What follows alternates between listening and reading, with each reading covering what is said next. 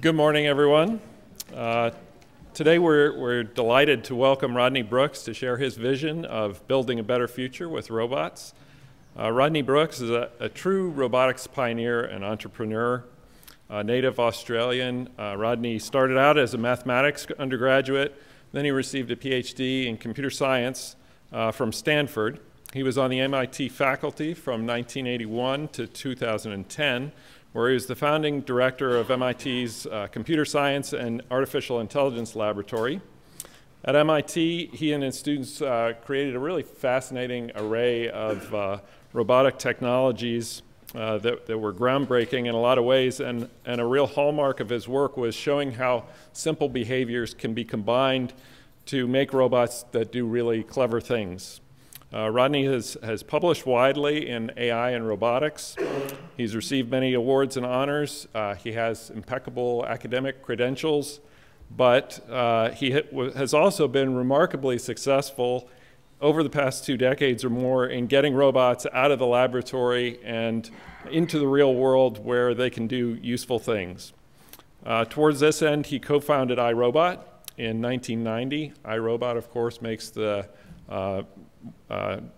very successful Roomba vacuum robot and Scuba floor cleaning robot that, and among other robots that you may even have in your homes, as well as the packbots that have kept soldiers and emergency responders out of harm's way. Recognizing the potential for a new kind of robot to open up a wide range of untapped robotics applications in manufacturing, Rodney founded Rethink Robotics, where he is now chairman and CTO. Rethink has developed Baxter, which is a dramatically different kind of robot that has really started to change the way that manufacturers think about using robots. And we actually have a Baxter robot here that we use in our research at NIST in collaborative robotics. To me, the name of Rodney's current company, Rethink Robotics, is actually a wonderful capsule summary of his approach to robotics throughout his career. He's consistently challenged conventional assumptions and gone on to show the amazing things that can be done when those assumptions are ignored or negated. Please join me in welcoming Rodney Brooks.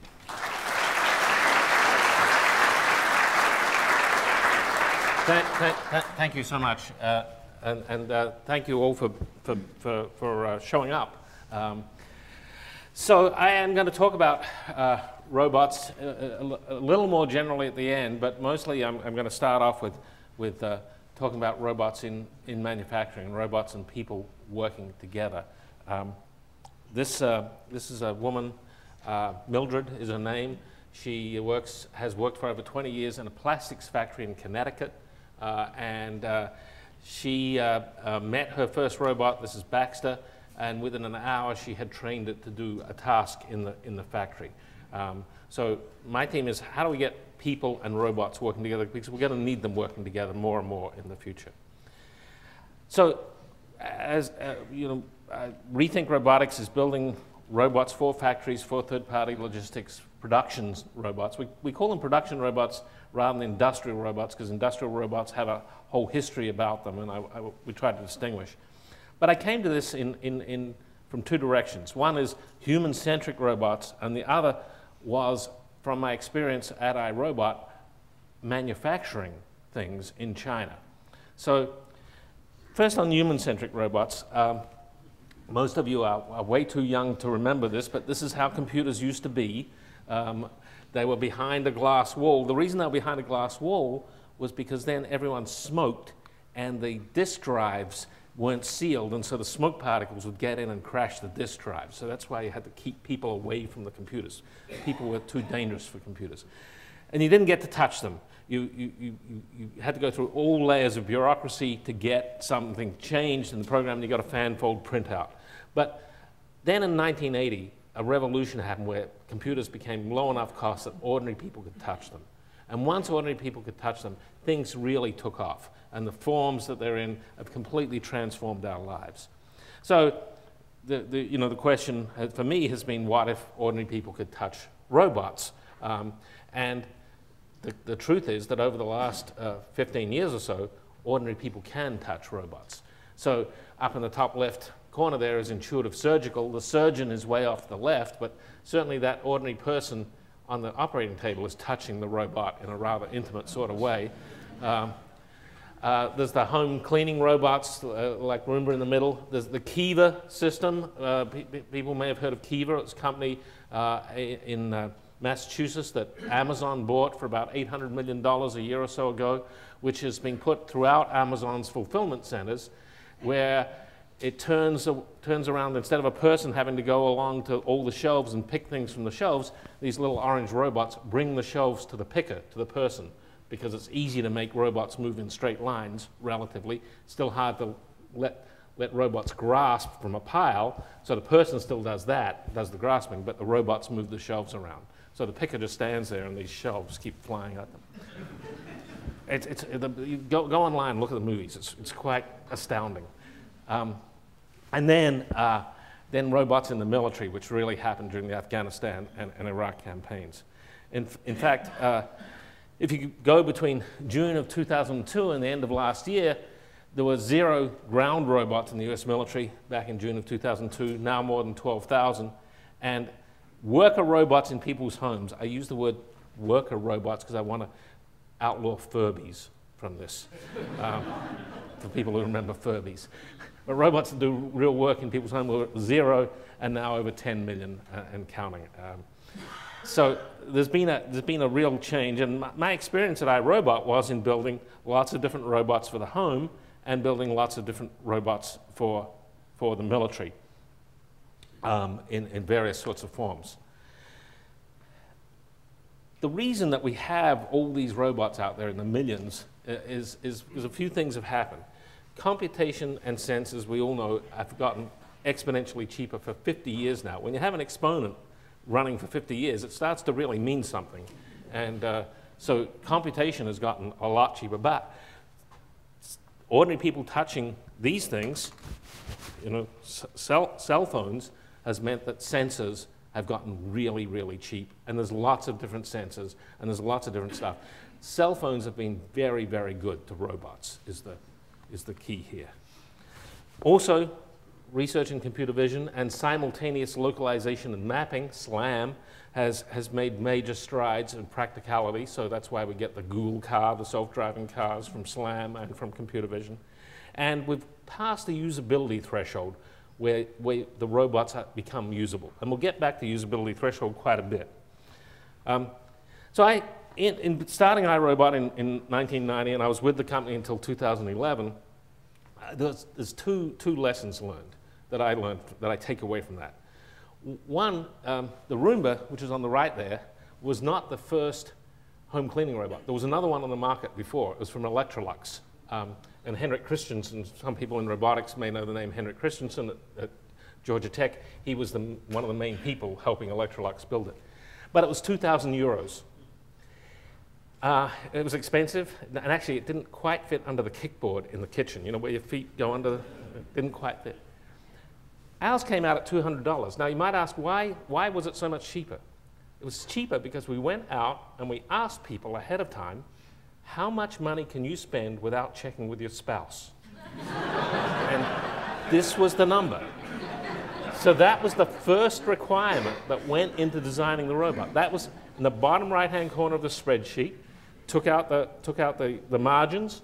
That got cost of goods sold. That got BOM, and then we just fought with each other on what components could go in there to meet that BOM. So we came out at $200. Electrolux was they were selling in Europe. They're about to start selling in the US. They still don't sell in the US. This is from 2002, because the price completely disrupted things, completely changed the market. So price can disrupt things.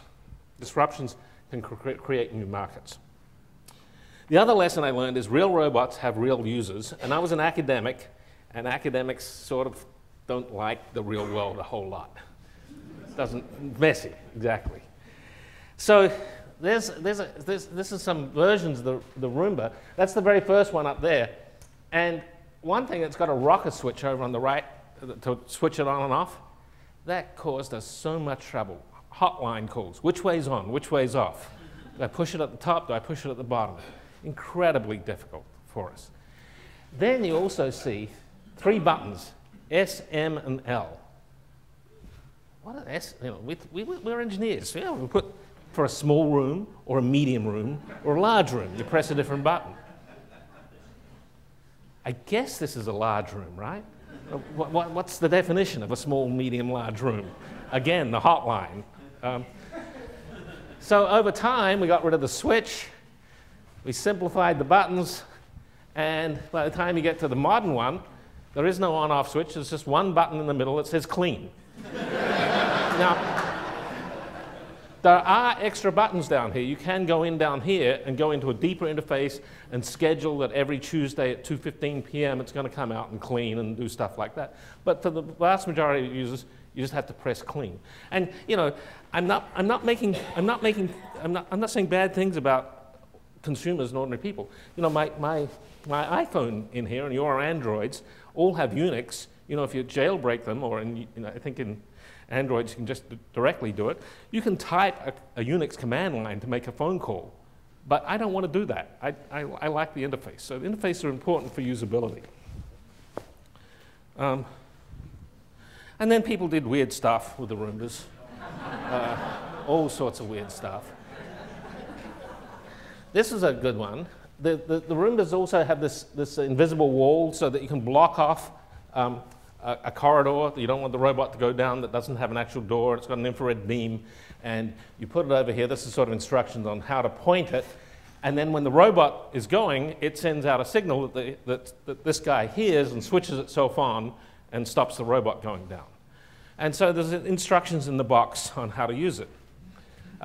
We heard about a elder care facility in southern Denmark, and the local distributor heard that they're using Roombas to do all the cleaning, so he went to look at what they were doing.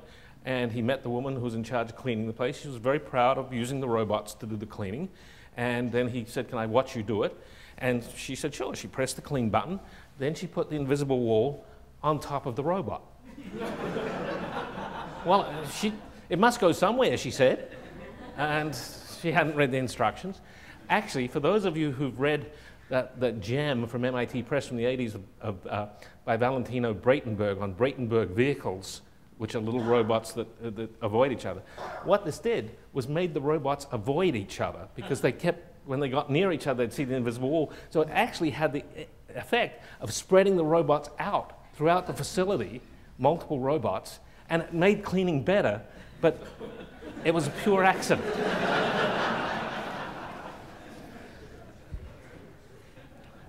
We also had lots of robots in Iraq and Afghanistan doing all sorts of, going out for roadside bombs. And they had an interface originally that looked like this. This is a explosion-hardened laptop. You have to have a strong lap to put this on your laptop.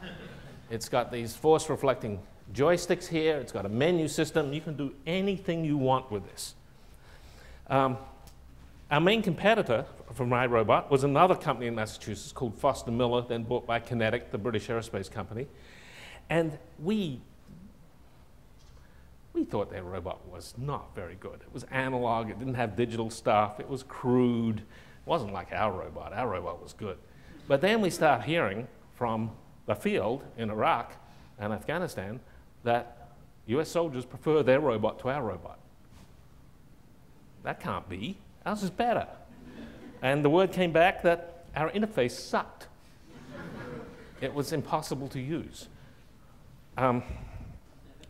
The designer of the interface, an MIT-trained engineer, said, "Well, we need smarter users then."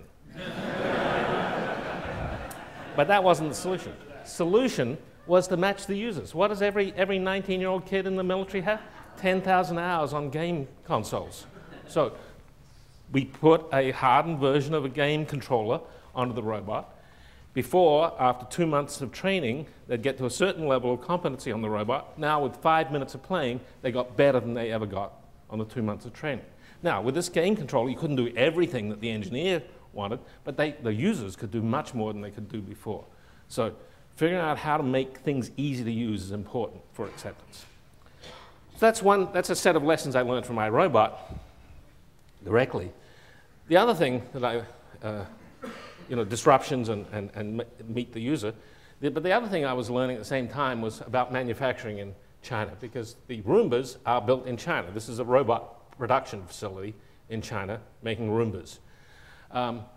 Workers with very low overhead fixturing, very simple lines made of tables and put together, pulled apart, very quick setup time, but lots and lots of people doing the manufacturing. And I started noticing a few things. Once we had a particular factory which had 2 shifts, and we were going to go to a 3rd shift because we needed more production. The idea was after Golden Week in China, when everyone came back from vacation, we're going to go to 3rd shift. Factory managers came back to us afterwards and said, can't go to a 3rd shift, can't get enough workers. We lost a lot of our workers because they're going off to college now, which is great for the workers, but it's a different mindset. And I was also at MIT working with a lot of companies like Acer, Delta Electronics, Quantum Computer, etc. And I was hearing from the people running those companies that they were finding it harder and harder to get workers in China. Yancey Hai, who's now the chairman of Delta Electronics, which makes all the power supplies for your computers and probably the projection system here, said to me at one point, yeah, in the old days, we'd put up a sign this big, and the next morning there'd be a line around the block of people wanting to work for us. Now, and this was back in 2005, 2006, now we run advertising campaigns and we still can't get enough workers.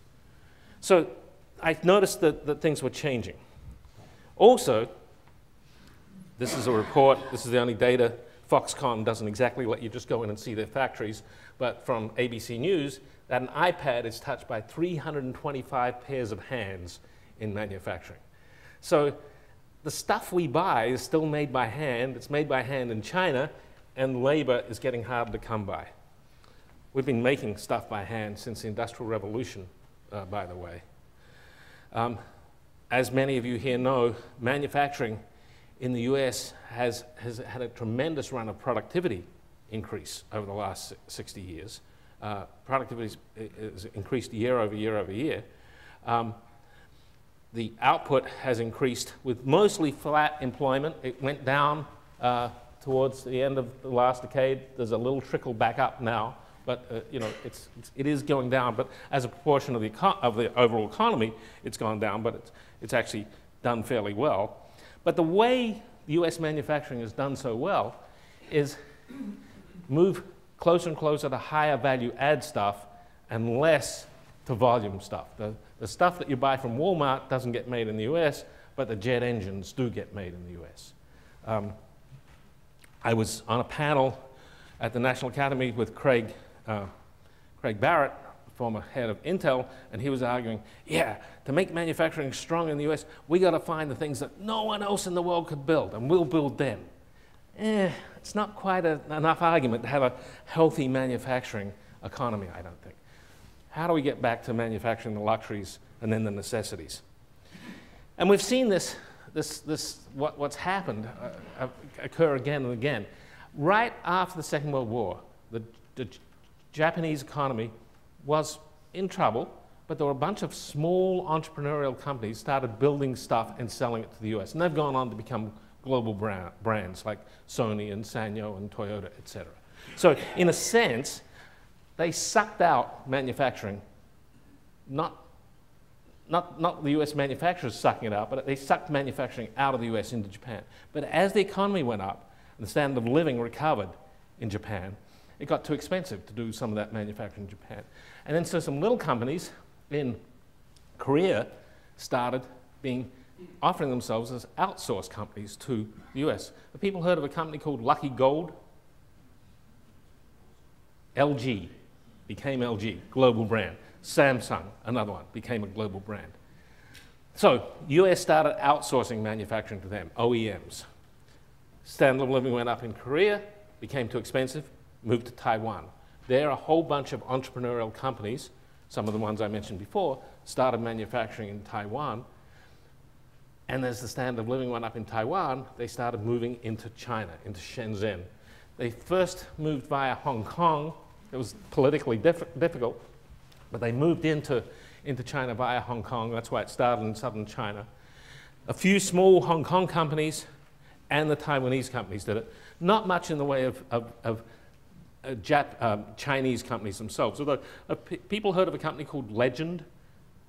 Legend was this little company that imported IBM PCs into China in the early days. And back in those days, you had a set of chips which generated the characters on the 40 by 80 character screen. So they built a special board which generated Chinese characters and plugged those in. So they started modifying the computers. And after a while, they kept offering more and more services to the manufacturers, IBM in the US. And then Legend changed their name to Lenovo and bought IBM PC business. And then a few weeks ago, they bought their server business. But most of the other companies did come from Hong Kong and Taiwan.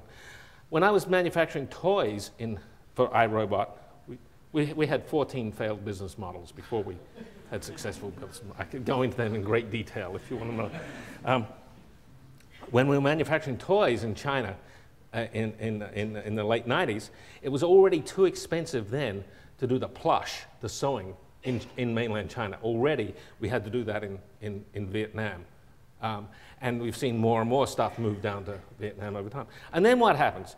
Then you run into these countries, like Thailand, 5th largest importer of industrial robots in the world last year, because the Japanese companies have all set up their auto plants, et cetera, there. So you run out of places to move. We're sort of running out of places for this low-cost labor to keep moving. And you see the history of manufacturing, actually. This is a little old. This is from 2003, 2004. This is the hourly wages in countries, and you see that history of manufacturing happen there. And what used to be 90 cents in 2004 is now over $3 already. So wages are going up incredibly fast in China. So how do we build the necessities back here? How do we reshore those?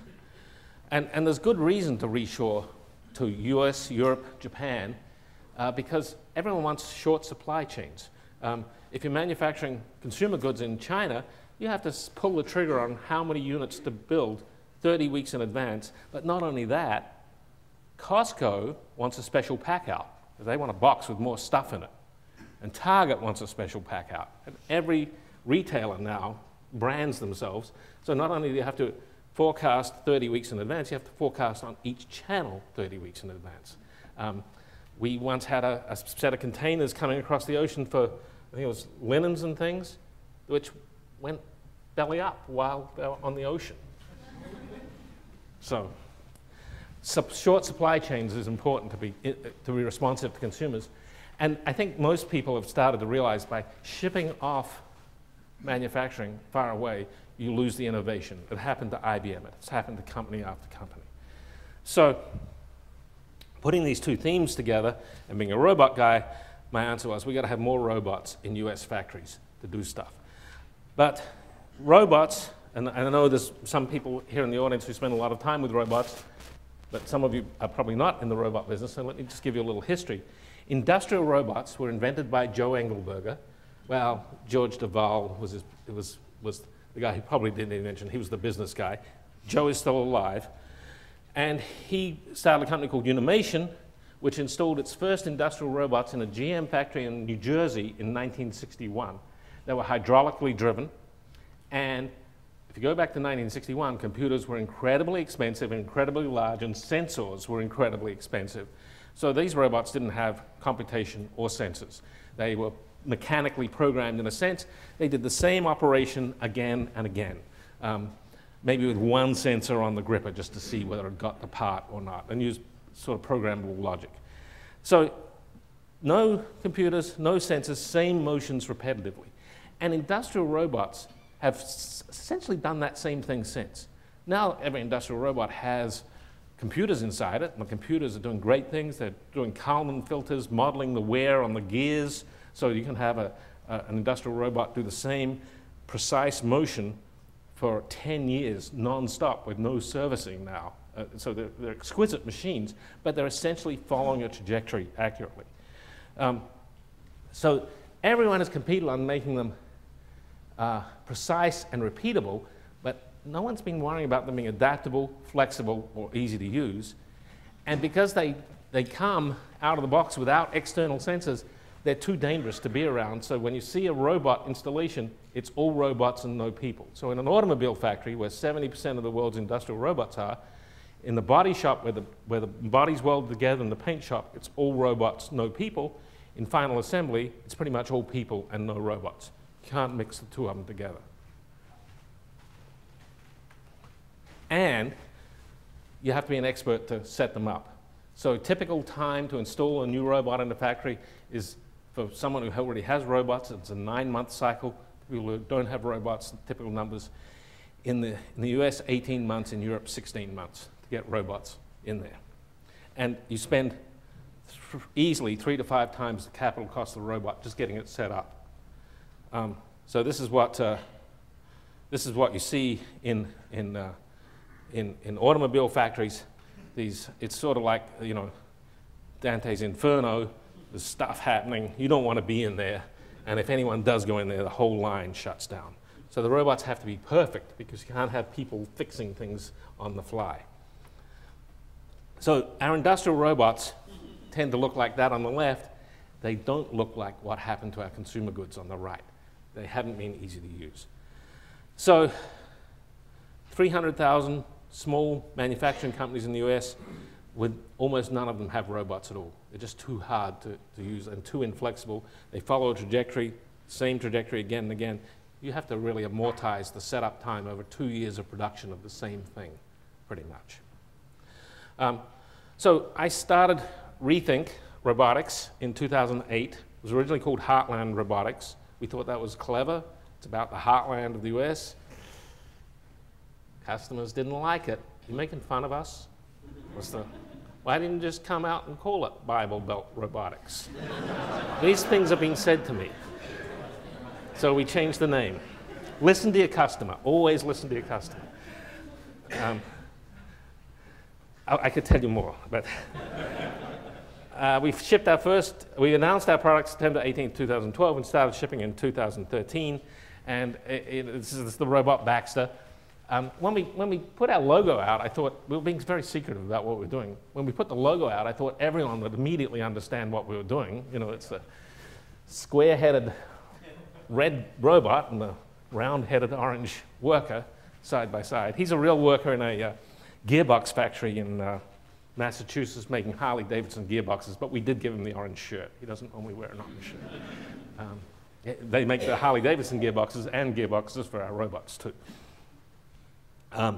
So this robot is not mobile. Like most equipment in small factories, it's on wheels. You can reconfigure. So you just roll it up, lock it down, and then it runs. 2 arms, each with 7 degrees of freedom, so they're redundant. You can have them reach around things. If you only have 6 degrees of freedom, the endpoint coordinate system constrains the whole arm. With 1 extra degree of freedom, you can at least miss some things. Cameras, sonar system to detect people. You know, what's with that screen in the face? What's with the eyes? What is that? Is that a toy? We ask workers after they've been around Baxter for a few days, what's with the eyes? And they say, oh, it looks where it's going to reach, and it glances where it's going to reach somewhere. So people aren't surprised by its motions because it gives them the same thing that you would do. When you're going to reach somewhere, you glance there first so someone who's near you knows what you're about to do. So it gives them that clue. And then the face becomes the programming interface when you train it. Cameras in the hands, etc. So we've got these 6 things which we say and are variously true. Some of them are more aspirational than actual. No integration, out of the box, working in under an hour. That rarely actually happens under an hour. If it's one of our guys goes with the robot, it's up and working in under an hour. If it goes to a place that doesn't have the robot, hasn't seen it, hasn't played with it, it takes a little longer than that. So we're always striving to make that better and better. But you don't program it, you train it. There is no code. For industrial robots, there's always code. And most importantly, it's aware of what its job and the environment is. So as you change the environment, it will adapt to many things. And no safety cages. It's totally safe to be up close with. And that's one of the biggest selling points, because small manufacturers, when they've looked at robots before, have realized they have to fence off a whole area with safety curtains. No one can go in there, and that takes up a lot of their room. If you go to a company like Flextronics, one of the contract manufacturers, they allocate 2 by 2 by 5 feet to each worker. And they're working on such small margins that renting out extra floor space will turn them from profitable to unprofitable. So it's really razor-thin margin business, and floor space is important. But one of the most important things is we've changed we have a different model of what a robot is. The robot is a hardware platform with software releases which upgrade it, just like your iPhone or your Android or any computer. You get new software, you can do new things. And so our 2.0 software, which we brought out late last year, no hardware changes, made the robot twice as accurate and 40% faster, just because we had smarter software all the way down, modeling what was going on in the gearboxes and replacing precision with more computation. So we've got some technology in there. We use series elastic actuators where there's a spring in series with the motors and the load. We measure the displacement in the spring, and that's how we get force measurement to detect when there's a collision with my head or with something. And we also can then control force through that. These series elastic actuators were developed at MIT by Matt Williamson, who works for the company, and Gil Pratt. People may have heard of the DARPA Robot Challenge that's going on right now. Gil is the program manager for that. And these are the same actuators that are on Robonaut up in the space station that were developed under NASA funding. And then we try to make it so the user interface can be used by an ordinary line worker who doesn't necessarily have a high school diploma. We're not asking for that. We have a graphical interface. We have buttons. This is the end of the wrist with it's got a suction cup on it. Sometimes it has fingers. You can change the hands, but there's a couple of buttons down there on the wrist. And when you grab the wrist, it detects you've got it. It puts the arm into what we call zero force gravity compensated mode, and you can just float around, move the arm around, and bring its camera over above something, show it some object. There's this navigator on the arm. You press those buttons, and on the face, you get these menus, and you can train the task. So I'm going to show you an example of that. But like the Roomba that I showed you with the clean button, we try to make it so that simple things are simple, but you can go deeper if you want to do more complex stuff. It will default to how high it's going to move something, but you can go in and say, no, I really want it to be exactly 23.5 centimeters above the tabletop. You can drill down if you want to. You can go into more detail. And as you program it, it makes inferences. Oh, I should have had a cup here. Okay, imagine this is a cup. Okay, and here's my fingers. If the fingers are, oh, I need a smaller cup. Okay. The round button the lozenge-shaped button on the wrist changes the state of the gripper. So if I put it here and press the button, it starts to close, feels there's something there, and then the robot infers, there was nothing in my hand, now there's something in my hand. This must mean that the person wants me to pick something up, and they want me to pick it up by closing my fingers. So it gets all that stuff into the program without you having to say, I'm going to do a pickup. You're going to pick up by closing your fingers. If, alternately, the fingers are closed and you open them and it feels a force, it figures out, oh, this is a pickup with opening the fingers out. So it makes inferences all the time and puts up what its guesses are. You can, where it's picking up stuff, where it's putting it down. This is a map of the workspace that appears on the screen, and you can go in deeper and do all sorts of stuff in there. So this is, I'm going to show you training a blind pick and place. This is actually the first version of the software, but here's Noelle Dye, who developed a lot of this. She is just doing a blind pickup, a blind place. The robot nods when it figures out what's going on, and now she's trained it to do that blind pick and place. It's from fixed location. It's not using vision. So it's going to go to where she said. It's going to go down. It does a little optimization of the kinematics. It does the pickup. Then it comes over here and puts it down. So simple thing, but it took seconds to train that. Didn't like the kinematic arrangement. I don't want that arm there. Gets a little confused, but figures it out, how it should actually operate. And this just shows the screen. It's a little washed out during that same training. She goes over, says, a new task. Now she's got a sort of map of where the arms are, the bluish dot on the left, which is almost completely wiped out there. Just inferred the pickup. It's going to infer the put down as she moves it over. The face moves to try to face towards her so she can see the screen as she moves around. It's aware of where she is. And now she says, let it run. And it goes off and does the task. It is safe to be around. I do not recommend this with your home industrial robot, but it's quite, doesn't really hurt, really. Quite safe to be around. And then we use vision for many tasks. Here's someone training it to pack a crate, and in this case, it's doing a pickup of these cups by going inside them. Here it's video servoing, visually servoing on the thing on the conveyor belt. You don't have to put it at the speed of the conveyor, and you don't have to put the direction of the conveyor. You can change it. It just adapts to it, and we'll do this task easily. This is sort of a silly task, as you'll see as we go back here, because it's putting them on one end and taking it. But you get the idea. Okay. So that's in the lab. Here we are at a plastics company. This is kitting. This is deployed robots at a company called Quatro.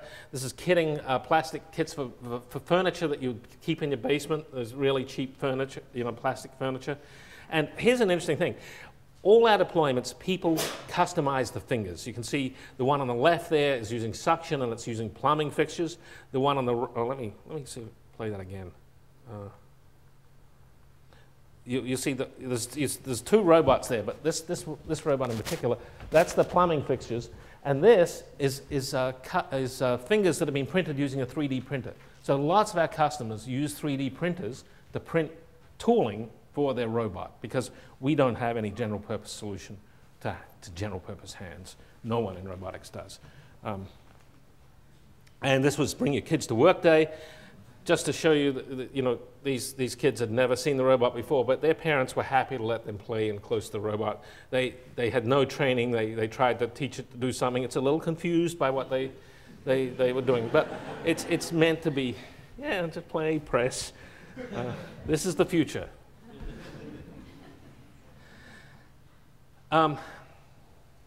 Actually, who here has an industrial robot in their lab? Someone must have. Okay, have you got an industrial robot in your lab? Yeah, but how high could it jump? It might actually levitate itself and fold itself around. Oh, so it wasn't an industrial robot. It's an industrial robot and Oh, okay. Well, okay, so that's a good answer. The reason I asked why does it jump is because industrial robots don't jump. But Boston Dynamics has jumping robots to jump over fences. And how high they jump, they're very proud of it. Honda says that their robot can now jump a millimeter or something. So it's not the right metric for an industrial robot, how high it can jump. It is the right metric for other things.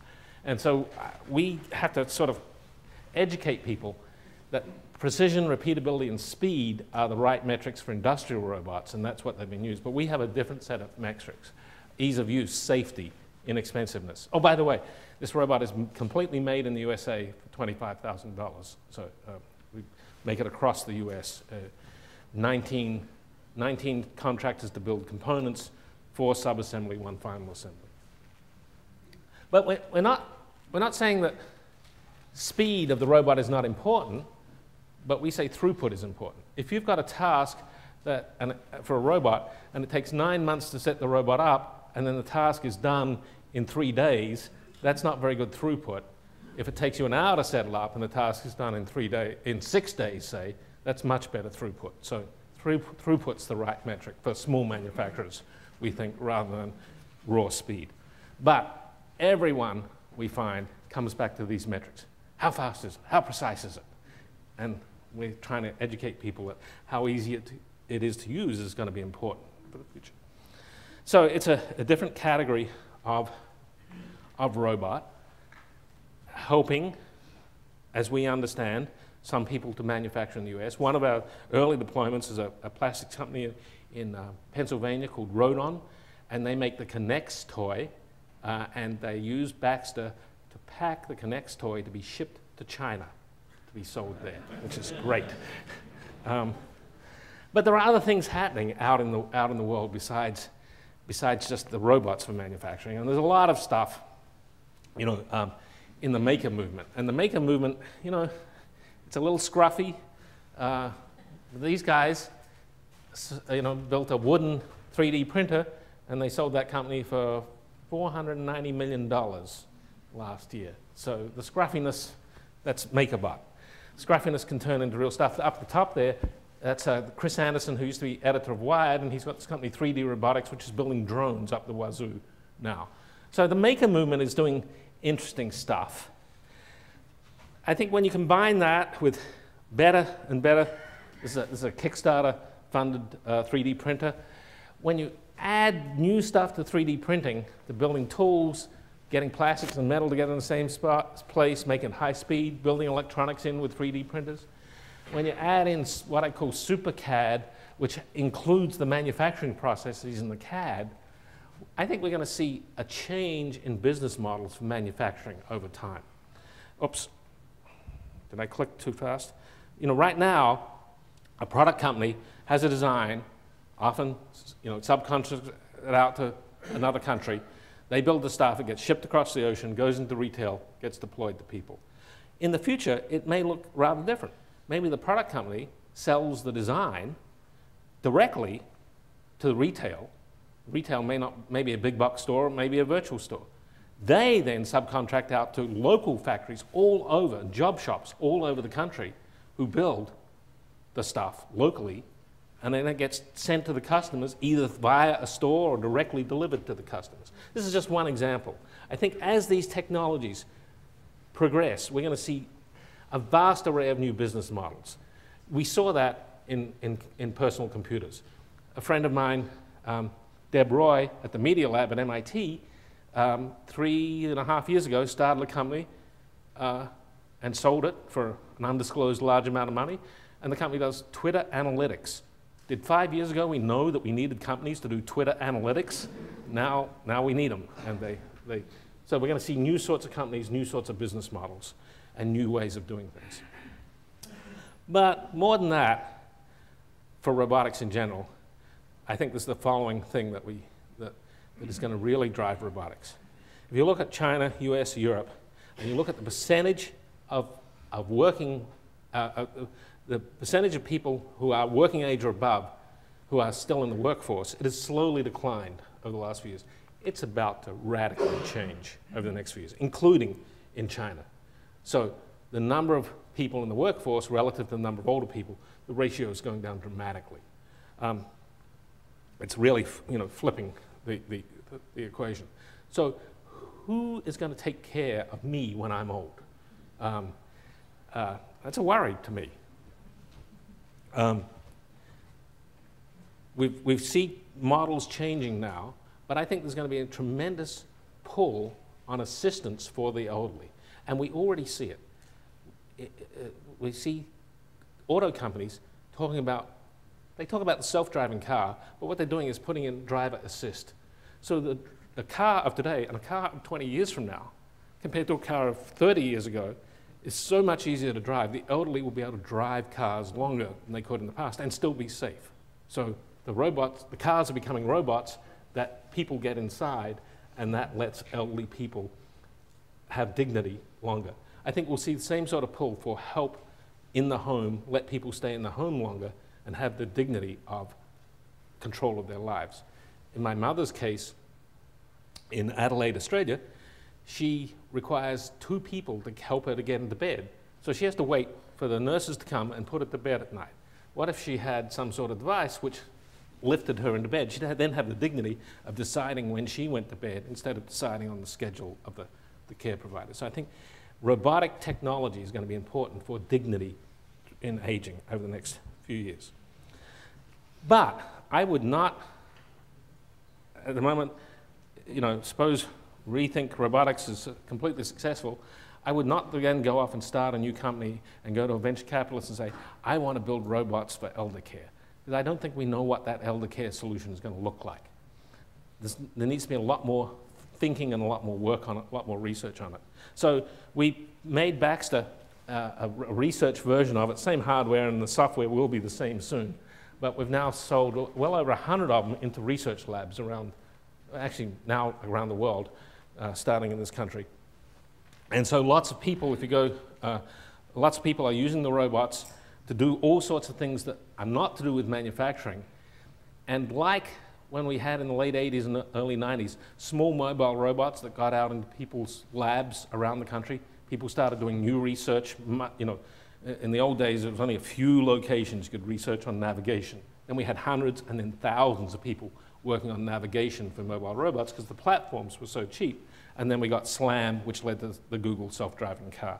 So my hope is that people will do new things that we would never have thought of, and they certainly are doing new things that we have never thought of in the research labs. We already see that. And our challenge is to do better than what we're doing at Rethink with the same hardware, make it easier to use, make it smarter, put new sensors on there, better perception, and in particular, new hands, because I think dexterous hands are just, there aren't any dexterous hands on robots. So we've got an interface there. Now you don't have to get the arms working, and it's safe to be around them. And so we're hoping lots and lots of people will start developing new hands for robots. And then we'll see new application areas, and then we'll be able to figure out how robots are used in elder care. And I'm going to just let this go here. This is with the 2.0 software. Someone said, I bet you can't get it to make a cup of coffee. So one of our application people who has never written a line of code just went into the graphical user interface and got the robot to make a cup of coffee. It senses where the cup is, it senses where the K-cup is, and it does this. So this is without programming, and it's at real speed. So with that, I'll end. Thank you, and I'll take questions. And I think you have to go to the microphones if you want to ask me anything. So, thanks.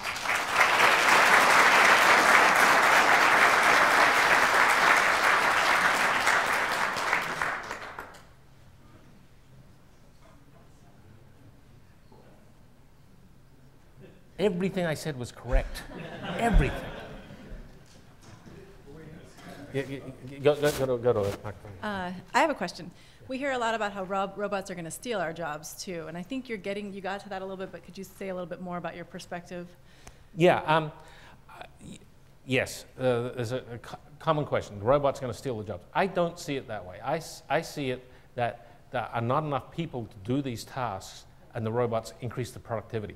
And that's why, to me, it was important that we make the interface so that an ordinary line worker can interact with it. So it's not a black box coming into their environment that's going to replace them.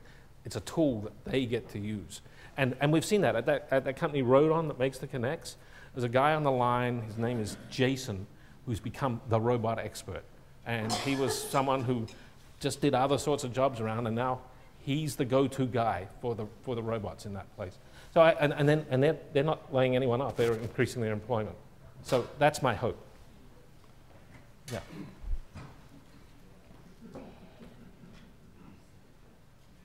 By the way, the PCs didn't get rid of office workers. Over time, it's changed what they do, but they're still office workers. Yeah. So, a question about the precision. One of the reasons. See, he's going to ask me about precision. See, it always happens. I understand, but that's the important question. I probably you have all the answers that you already gave to everybody, but so one of the reasons it takes 9 months or 12 months to set up the robot is to actually make sure the repetitive motion, repetitive task is precise enough, especially for weldings or anything like that. And now, a lot of the times that, at least what I've seen over here, the precision is still going to be important for manufacturing, a lot of different manufacturers. So at some point, I think Baxter should at least address that issue. So, is your perspective? He's our typical person. Okay. So, I'm gonna put this corner down there, and I'm a human. Okay, it's 27.3 centimeters now I know the motion, and I'm going to do it blind. No, I don't do it blind. I go, I feel force, and I slide.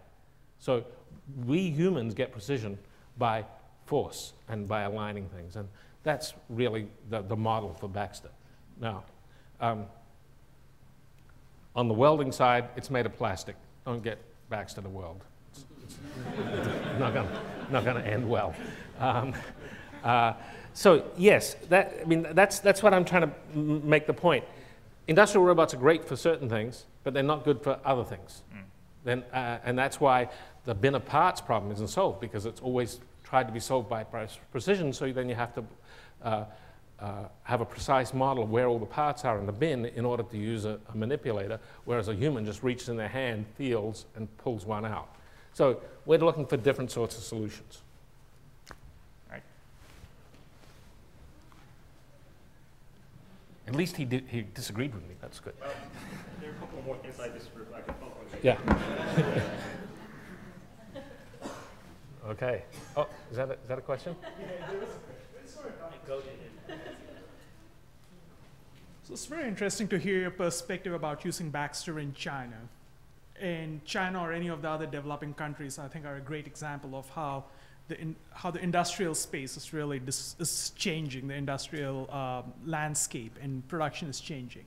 So as you look at this emergence of the developing economies, for a company like you, where you're trying to, in a sense, leapfrog over existing infrastructures, existing technologies and approaches, how do you really see these companies playing out, or how do you see these countries playing out? And also for a company like you, and I think you mentioned a little bit about the issues of intellectual protection, IP protection. Yeah.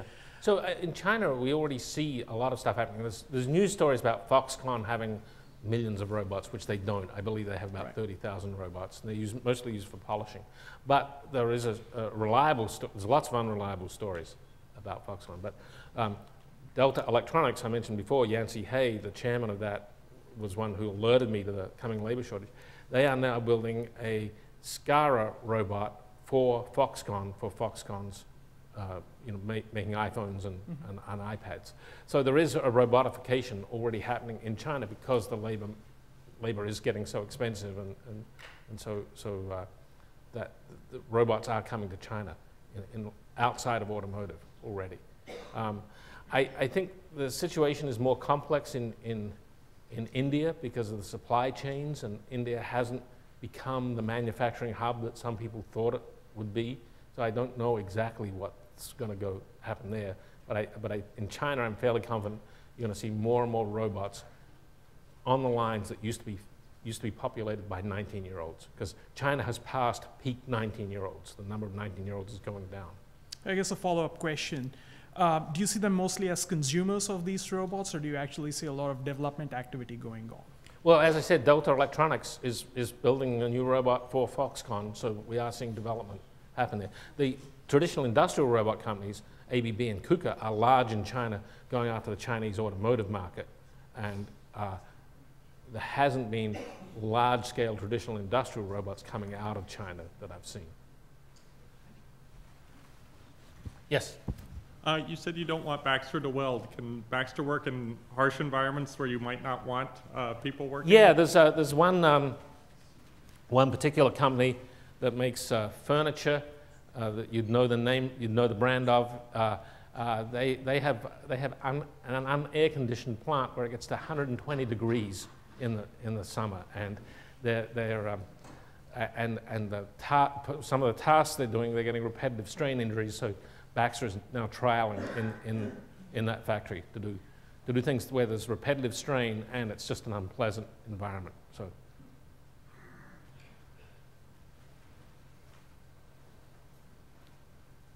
How do you suggest a Metrology Institute adapts to this distributed manufacturing model, where we're used to providing reference materials and calibration tools for large manufacturing bases, where people have a QC system that requires significant instrumentation, but if some guy with a cube in his craft shop is making prosthetic hands for people, do you have suggestions for how an institute like this would adapt to that world? I haven't thought deeply about it, but my guess is if this model is really going to happen of distributed manufacturing, it's also got to be distributed. The CAD systems have to be a lot more than they are. So perhaps it's in the CAD system, there's a lot of specification, and then finding a way that gets certified into the thing as it's built. You know, through encryption, almost through cryptographic methods, maybe, and then someone could sell it and say it is certified because it used this CAD package and used this. The technical details are a little beyond me, but you're all smart. You'll figure it out. Well, the question's partly for the audience too, I think, a little Sorry? bit. The question's a little bit for the audience Yeah, too. yeah. But that would be, I think it's around the description of the process somehow. So this looks really cool, and I'm imagining myself training a robot to do something the way I've always done it. And it will always do it that way. It'll be the most reliable employee I ever had. But it won't be the best employee, because it will only do what I told it to do, and it won't notice that I asked it to put the cups from the right to the left and then back to the right again, and that there's no point to that. So I would see that maybe as a challenge. You know, how can you get the robot to recognize what the goal of the whole process is and try to find shortcuts? Yeah. Well, with this training methodology, one thing, you don't actually give it the sequence, it infers the sequence, and it's got some common sense. So if you take something out of its hand, it doesn't move its hand and do it blindly. It goes back and gets another one. So it's got a little bit of common sense. But one of the things actually that we see with tasks that are done even in these unpleasant environments, the human is also doing an inspection task at the same time, because it's sort of free in their visual system. While they're doing the manipulation, they're doing a visual check of something, and they've been told, if this doesn't look this way, reject that part. That is much harder with these sorts of robots. So, well, I've never viewed this robot as a replacement for people, but as doing the dull, repetitive stuff, and people still need to be around, people still need to be supervising, but it should be the factory workers who are the supervisors, because they are much smarter, and they will do that optimization. So this is not trying to do the whole ball of wax.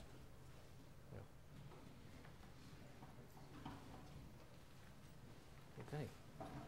No other questions? Thank you very much. Thank you.